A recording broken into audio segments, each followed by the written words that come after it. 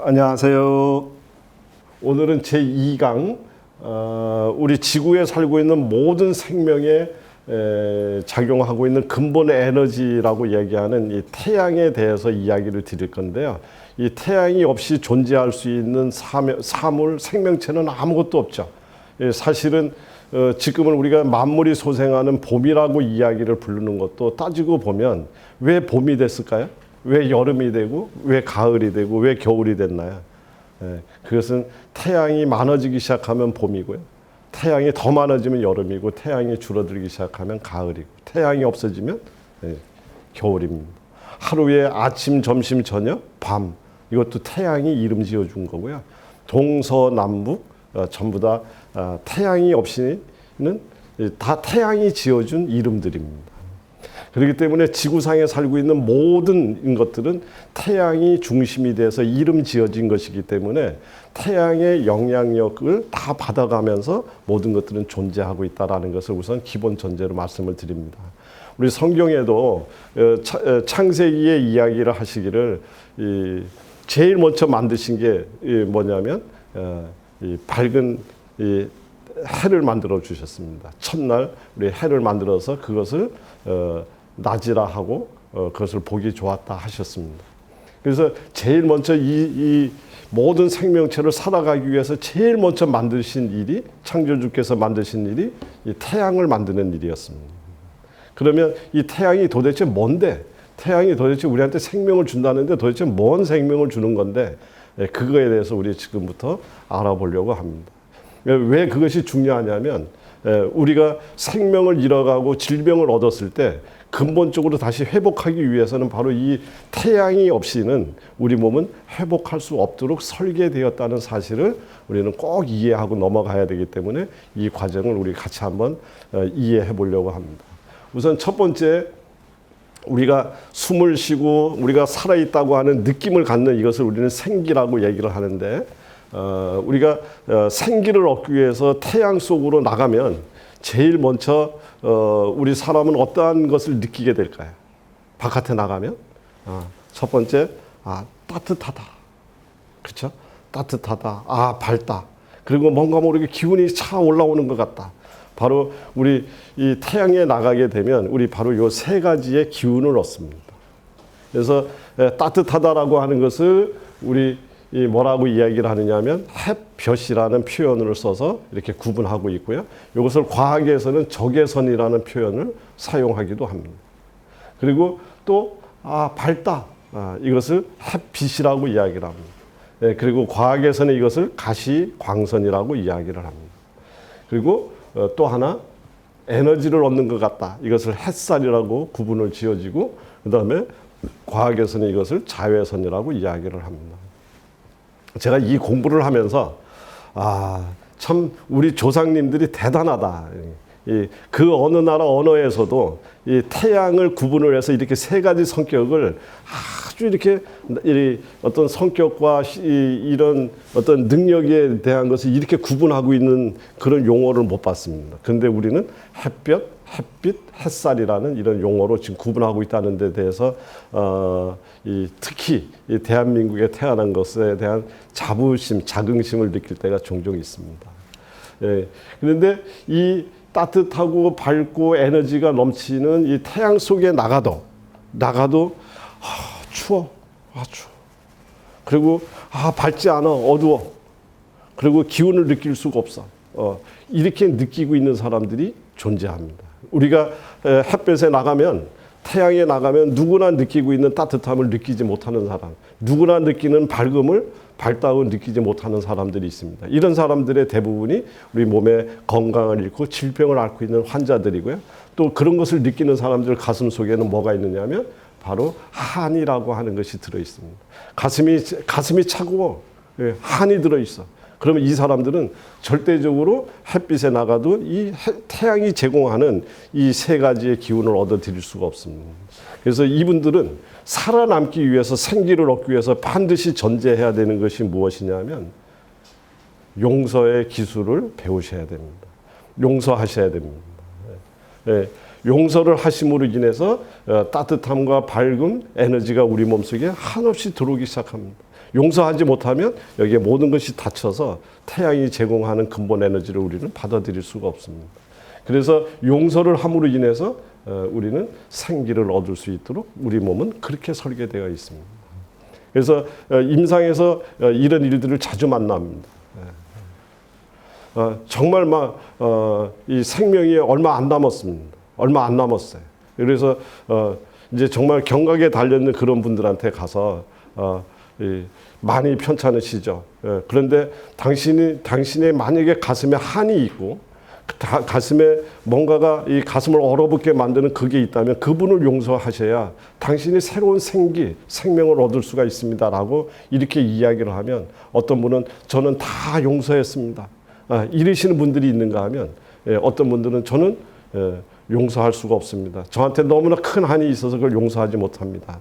이런 두 환자를 만났을 때 용서하지 못한다고 이야기한 분은 살아날 수가 없습니다. 이미 문이 닫혔습니다. 생기가 생겨나지 않습니다. 그런데 나 용서 다 했습니다. 이제 내 생명 앞에서 더 중요한 게 뭐가 있겠습니까? 라고 이야기하시는 표현을 사용하시는 분은 정말 이분은 절대적으로 우리 물리적으로 회복될 수 없는 상황인데도 불구하고 회복되시는 경우를 너무나 많이 봤습니다. 우리는 누구든지 질병의 큰 앞에서 이 생사의 어떤 위태위태한 상황에 놓였을 때 가장 먼저 고민을 해야 되고 가장 먼저 해줘야 될 일이 내 가슴에 한이 있는가 없는가, 내 질병을 일으키게 만들었던 원인인 그 한을 갖고 있는 사람이 있다면 반드시 그분을 용서하시면서부터 생명의 씨앗을 불을 붙여야 될 것이다, 이렇게 생각을 합니다. 그런데 문제는 뭐냐면 생기를 얻어서 생명 활동이 시작이 됐다고 한들 우리는 태양을 가지고 피를 만들 줄도 또 우리 육신을 만들 수 있는 능력은 없습니다. 우리 창조주께서는 그것을 주지 않으셨어요. 우리한테는 이 태양을 통해서 따뜻함과 밝음과 에너지는 받아들일 수는 있어도 태양을 갖고 직접적으로 혈액을 만들거나 우리 육신을 만들도록 설계는 되어 있지 않습니다. 그래서 또 다른 방법을 사용해야지 됩니다. 이제 생혈, 이게 이제 혈액의 우리 사람의 혈액의 모습이고 식물의 엽록소의 모습, 식물의 혈액이라고 하는 엽록소의 모습입니다. 그렇죠? 그래서 이 모양이 어떠시죠? 너무나 비슷합니다. 이 핵심 원소가 여기 이 사람의 혈액에는 Fe라고 하는 것이 가운데 핵심 원소로 되어 있고 식물의 혈액이라고 하는 엽록소는 핵심 원소가 마그네슘으로 되어 있는 것이 차이가 납니다. 그래서 엽록소의 색깔은 마그네슘의 색깔의 이 영향을 받아서 초록색입니다. 그리고 혈액의 색깔은 철분의 영향을 받아서 붉은색입니다. 이것만이 틀려요. 그러면 사람의 혈액은 어떻게 해서 되는가? 이렇게 됩니다. 식물의 엽록소가 우리 몸속에 들어오면 이 소장에서, 그렇죠? 엽록소의 핵심 마그네슘이 소장에서 분해가 되면서 마그네슘이 빠져나가요. 싹 빠져나가면 빠져나간 요 빈 자리에 FE가 싹 들어가면서 사람의 혈액 헤모글로빈이 완성이 됩니다. 그러니까 사람의 혈액은 우리가 직접을 만들지는 못하지만 누구를 통해서 만드냐면 식물을 통해서, 식물의 엽록소를 통해서 혈액이 만들어집니다. 그러면 식물의 엽록소는 또 누가 저장해 놓은 거냐? 태양을 저장해 놓은 거. 그러니까 사람의 혈액도 누가 만든 거냐면 사실은 태양이 만들었어요. 태양이 만들었는데 직접 만들 수가 없으니까 식물이 저장해 놓은 엽록소를 통해서 우리 사람의 혈액이 만들어지도록 이렇게 만들어져 있습니다. 그래서 태양에 나가서 햇빛을 마음껏 받아들이고, 그 다음에 식물이 태양을 저장한 그 식물의 엽록소가 풍부한 음식을 내 몸에 마음껏 먹으면 우리 몸은 모든 것들이 건강을 회복하고 살아갈 수 있도록 그렇게 기본부터 설계가 돼 있다는 것을 꼭 명심을 하셔야 됩니다. 모든 일이 다 그렇듯이 기본이 충실해야 돼요. 기본이 충실해야 됩니다. 이 몸이 많이 아프신 중병 환자가 많이 힘드시지만 방 안에서만 누워 있으면서 햇빛을 만나러 나가기를 거부한다든가, 또 음식 섭생이 올바로 안 되고 그래서 영양식을 한다고 육식 위주로 식사를 풀어나간다든가 이렇게 해서는 우리가 얘기하는 건강 문제와 근본적으로 다른 길을 갑니다. 힘이 들고 생명이 위독할수록 태양을 만나러 일광욕을 하시고 그 다음에 엽록소가 풍부하게 들어있는 태양 에너지가 충분히 들어있는 엽록소를 섭생하시고 이렇게 함으로 인해서 우리는 우리 이 생명의 근본이라고 얘기하는 태양 에너지를 받아들여서 건강을 회복할 수 있는 첫 번째 단초가 만들어지고 있다는 것을 기억하시면 좋을 것 같습니다. 자, 이제 여기서 궁금하고 또 재밌는 일이 있습니다. 여기서 빠져나가는 마그네슘, 여기서 빠져나가는 요 마그네슘, 요 마그네슘은 그러면 또 어디로 가는가? 이 마그네슘은 우리 요게 세포의 모양이 이렇습니다. 세포가 이 세포 안, 요거는 세포 밖. 세포 안에는 주인이 누구냐면 칼륨, 그다음에 마그네슘. 이 둘이가 주인이고요. 바깥에는 나트륨이 주인이고 바깥에도 마그네슘이 들어있지만 굉장히 적은 양이 들어있습니다. 여기서 제가 칼륨이 세포 안에 들어있고 세포 바깥의 주인이 나트륨. 이 학교 다닐 때 하도 헷갈려가지고 저 이렇게 외웠어요. 뭐라고 외웠냐면은 칼을 들고 있으니까 안주인이다. 그리고 나와 있으니까 나트륨이다. 이렇게 외웠더니 지금까지 안 잊어버려요.